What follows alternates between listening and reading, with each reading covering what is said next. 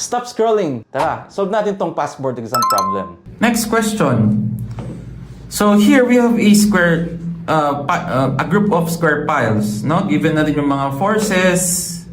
Okay, but for letter A, maximum wide beam shear stress. So kailangan muna natin kunin yung mga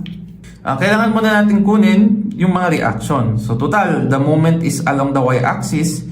So pag in-apply natin yung moment dito, or pag ganyan, no? Basta piliin mo na lang kung nasan yung group ng piles na may pinakamalaking reaction, which is actually here, no? So let's call these reactions here as R1. Okay, saan pa ba yung ibang mga reactions? Siyempre, R2 dito. Tignan natin kung magagamit. Then ito, R3, no? Yan. Ito every line of pile. Okay. So for the wide beam shear stress, di ba ang wide beam shear at distance D from the face of the column, no? So, dito siya. So ano ba yung mga madadamay dyan na forces? May exposed na forces for wide beam shear would be these three piles here. So let's compute for R1. Okay, madali lang naman kunin to. But before we compute for R1, kailangan muna natin kunin yung moment of inertia ng group of piles. Kasi may bending na kasali, no? So here, for the bending along the y-axis, ang distance naman lang naman ng mga piles na to from the centroid is B. No? So ilan yun? 1, 2, 3, 4, 5, 6. 6 na B. 6 na 1.2 squared. So you have 8.64. Okay, kailangan yan. So for the values of R1, okay, the total concentrated load is 3,060, no? So this is equally divided into 9 piles. Plus for the bending, so the moment is 180 times yan. MC over I tayo, no? So yung C nito is B, so 1.2 over I 8.64. Yan. So we have 365 kilonewton. So therefore, yung VU for wide beam shear is tatlong R1, no? So 365. So we have 1,095 kilonewtons. So therefore, for the wide beam shear stress, we have VU over phi BD ulit. So 1,095 times 1,000 para maging newton. Then phi is 0.75. B, ano bang base nun sa wide beam shear? Ito, no? So CDDC. Ano yun? Dalawang C, 0.6, plus dalawang D, 1. Okay, so 3.2 meters. So that's 3,200 millimeters. And then for the effective depth, dapat given to, yan, 400. So the maximum nominal wide beam shear stress, so we have, yan, 1.14 MPa. Next, letter B, punching shear stress on the most heavily loaded pile.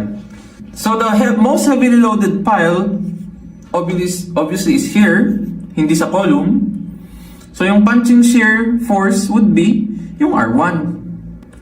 Okay, diretsuin na natin. So punching shear equals, so 365,000 newtons divided by phi BD ulit. So phi is 0.75. Ang B this time, syempre ang critical section natin dito, ito, no? Yung dimension ng pile plus the effective depth na 4, no? 4 yung nagre-resist yan eh. So yung perimeter. So 4 times 350 mm square, so 350 times the effective depth na 400. Yun, so ito magiging punching shear stress. Yan, so the punching shear stress at the most heavily loaded pile is 0.41 megapascal. Then for letter C, ito tayo sa next. For letter C, spacing ng bars for critical moment. So paano natin kukunin ngayon yung critical moment? The critical section is here. Yan, dun at the face of the support itself.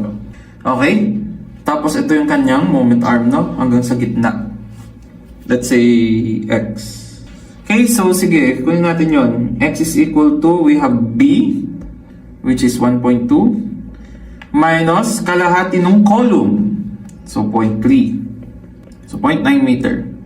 So therefore, the value of mu is equal to yung R1 na 365 kilonewtons.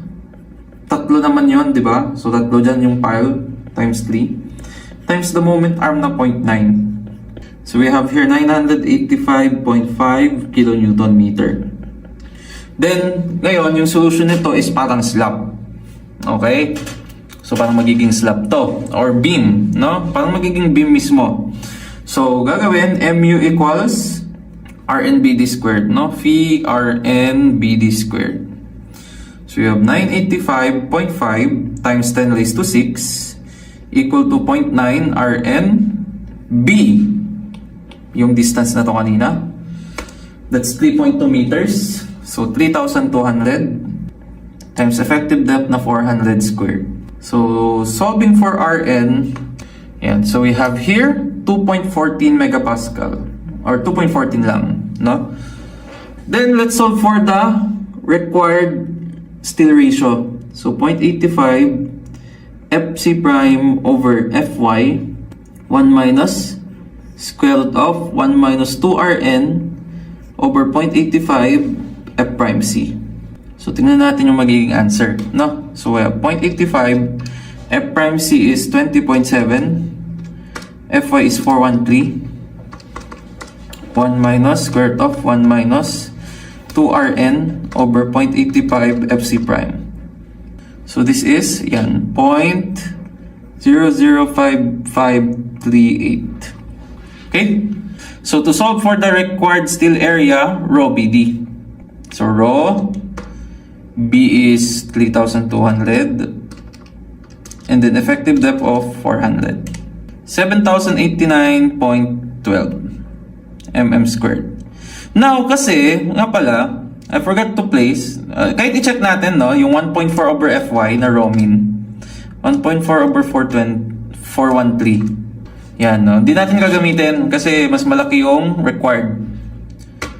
Okay, so, for the spacing. Pero, syempre, count muna natin kung ilan yung 20 mm na kailangan. So, diba, AS over area ng isang bakal. Sige, yung 7089.12 divided by pi over 4, 20 squared. So, round up to, ha? So, that's around 23 pieces. So, paano yung magiging spacing nito? So, for the spacing, tignan natin mabuti. Ano ba yung mga magko-constitute sa spacing natin? For the side view. Yan. Meron munang clear cover. Okay? Walang stirrup sa...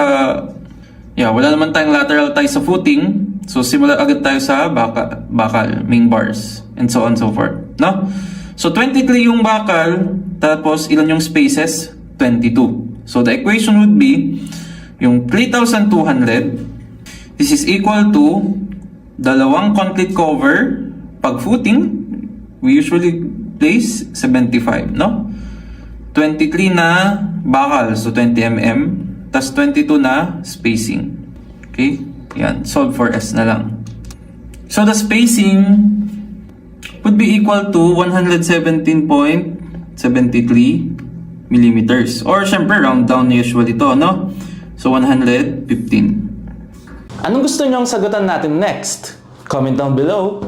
Follow this page for constant reminders to get back on track.